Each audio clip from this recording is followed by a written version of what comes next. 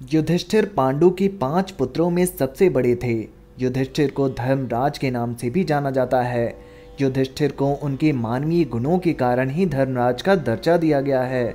युधिष्ठिर सत्यवादिता एवं धार्मिक आचरण के लिए विश्वविख्यात हैं। 5 पांडवों में युधिष्ठिर ही केवल ऐसे थे जो सशरीर स्वर्ग गए थे, परंतु एक पौराणिक कथा के अनुसार युधिष्ठिर को स्वर्ग जाने से पहले एक बार नरक के दर्शन करने पड़े थे।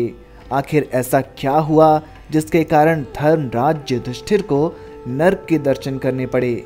आज इस वीडियो में हम इसी विषय पर बात करेंगे। ये काल चक्र है।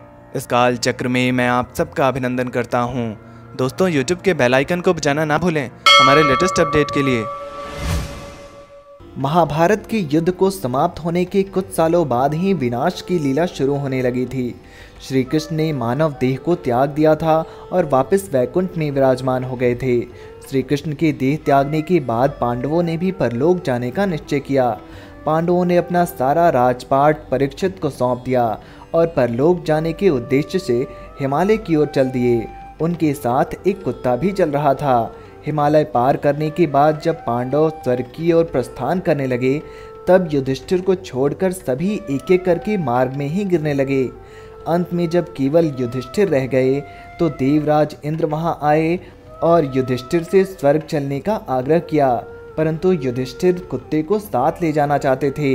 इस पर इंद्र जी राजी नहीं हुए और फिर युधिष्ठिर ने स्वर्ग जाने से इनकार कर दिया। तब उस कुत्ते ने यमराज का रूप धारण किया और बोले, आप सच में धर्मराज हैं। आप अपनी अंतिम परीक्षा में भी सफल रहे। महाराज, आइए स्वर्ग की ओर प्रस्थान करें। दोस्तों, स्वर्ग पहुंचकर युधिष्ठिर ने देखा कि उनके भाई और द्रौपदी वहां पर नहीं है। अपने भाइयों को वहां न पाकर युधिष्ठिर चिंतित हो गए। उन्होंने वहां मौजूद देवताओं से कहा कि वह अपने भाइयों के पास जाना चाहते हैं। युधिष्ठिर की बात मानकर देवराज इंद्र ने उन्हें नरक के द्वार पर छोड़ दिया। नरक के द्वार पर युधिष्ठिर को दर्द भरी आवाजें सुनाई दे रही थीं। यह आवाजें जिनकी थी वह युधिष्ठिर को वहीं रुकने के लिए कह रहे थे।